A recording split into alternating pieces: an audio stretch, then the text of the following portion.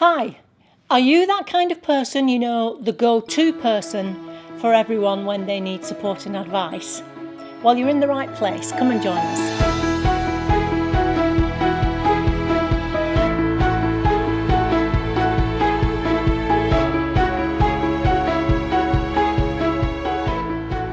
Hi, my name's Christine L. Conroy. Welcome to Happy Stuff and Fluff, a channel for women over 50 who are getting happy and growing younger. And gosh, what a sunny day. I must have been being righteous this week. Do you remember that saying, the sun shines on the righteous? Okay, well, sorry about that. I'm sure the sun will go in a second. Okay, so yes, today I want to talk about something that was prompted by a conversation that I had recently with a woman who contacted me. We're doing the new Stop Stinking Thinking course, and I'll leave the link down below the video. In fact, I'm going to leave that link down below every video, so that's where you'll find it if you decide to come and join us. So this conversation with this lady started with me saying, how can I help you? At which point she launched into everything that was wrong with everyone around her. She said that her daughter and her husband were struggling to have a baby. Their son, who had left for university, she was worried about him because she's concerned that he's not going to get the full university experience because of COVID-19. She was worried about her husband because of COVID again, his business is struggling, and her friend is going through a rocky time with her relationship with her husband, and this went on and on. And eventually I interrupted and said, yes, but what do you need? Conversation stopper. What do I need? Yes, what do you need? And then that started a long conversation where we talked about what she actually needed. And in a long kind of way, she came up with, I just need to fix everything for everybody. Is that you? Are you a fixer? Tell me in the comments box, just say yes or no. Are you a fixer? Come on, talk to me. I'm feeling particularly lonely these days. Yeah, answer that question then. Would you consider yourself to be a fixer or not? Well, the fact is, apart from anything else, you cannot fix people, and nor should you actually try. However, it's my business. It's probably good. You probably feel good, and it's good for you to know that your opinion and your advice is valued and you enjoy helping people in that way. And of course, there is nothing wrong with being a person who helps others in this kind of way. Just not everybody, all of the time, and especially not at the expense of your own health and well-being. And that's what I see time and time again in women of our age, women over 50 who spent a lifetime doing this. It starts to take its toll, and that's why I wanted to do this video today. I mean, when I was a child at church, there used to be this song or chorus called Joy, J-O-Y. And that stood for, I'm not going to sing it, but that stood for Jesus first, yourself last, and others in between. Okay, we've been brought up, many of us have been brought up to think that way, to think that self-sacrifice is a good thing to do, or sacrificing for others. And of course, if you have kids, then you do that automatically. But it has become so ingrained in lots of women that even just the thought of not doing it or doing something for themselves for a change seems selfish and is guilt-ridden. But I'm here to tell you, you need to look at this a different way. If you want to continue to be this go-to person for help and advice, you need to prioritise yourself first. Tweet that, write it down, Put it on your Facebook page. You need to prioritise yourself first. You cannot pour from an empty cup. That's another one. But I have that in my mind all the time. You cannot pour from an empty cup. Once burnout hits, once your energy has been depleted, once you're running on empty, once you become sick, and you will become sick, you will not be able to help anyone effectively.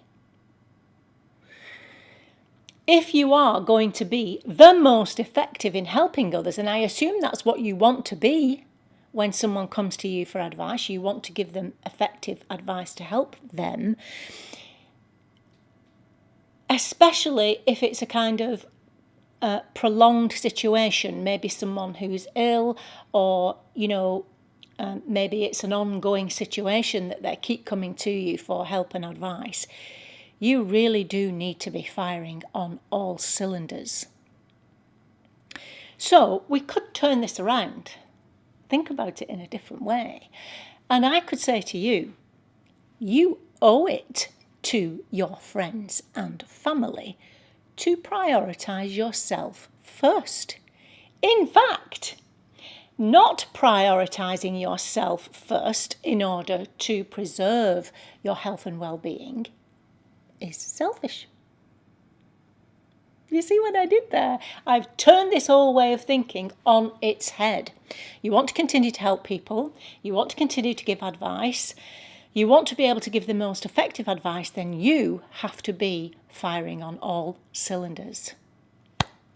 Okay, so what do you do then? What can you do? Well, as everything we talk about, I say it time and again, the three things that are a given: good sleep, good diet, and exercise are all your basics in terms of taking care of your health and well-being.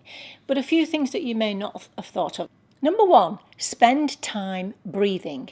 Literally, sit down on your own in your bedroom and spend time breathing. Learn how to breathe properly. It clears your mind. It reduces stress, and a whole host of other things that we're going to be talking about in future videos. Learning to breathe is going to solve an awful lot of your problems. Meditation is something else.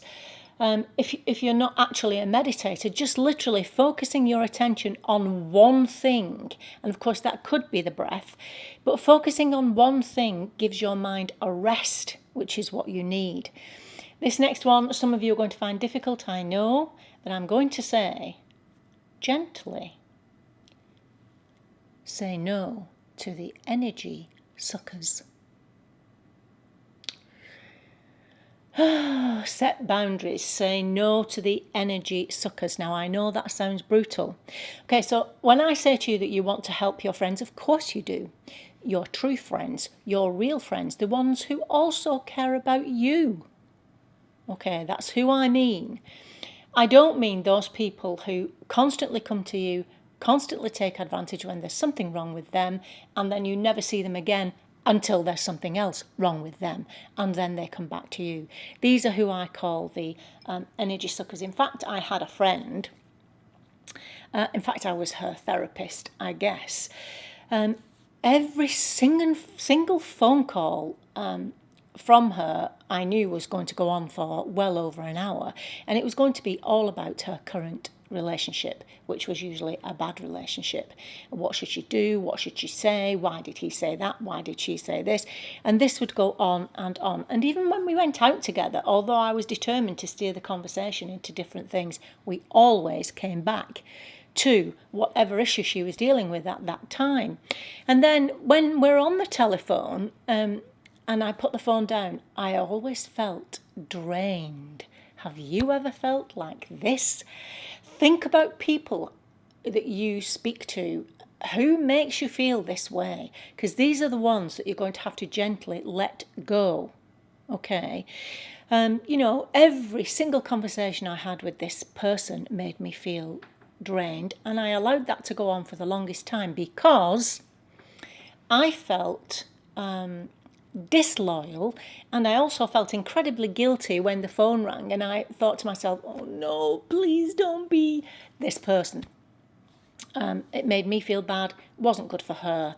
And in the end, when I realised, or when it came to my attention, that if she remembered at all to say to me, how are you? It tended to be right at the very end of the conversation as an add-on when we were almost saying goodbye, and she'd say, oh, by the way, how are you? But then I have to go because I have to do something else. And it was that made me realise this is not a friendship. And then when things were going well, I would never hear about the results of any conversations that we had, because she would only contact me again when something was going wrong. Now, that's an example of someone who drains your energy, and you can't go on like that. So we parted company. And that's who I want you to think about. Think about those people who you find drain your energy. Okay, number 4 is to journal your feelings. You cannot take on everyone else's worries and concerns and have them just going around in your head the whole time, as well as someone else's concerns, as well as somebody else's concerns, and as well as your own concerns. It's not going to work. You need to journal your feelings. Get them out of your head, as I've said before, get them down on paper, and then leave them there. Don't continue to worry about this person after you have given them whatever they have asked you for. Okay, and then the next one is to dig for pleasure. I've talked about this before.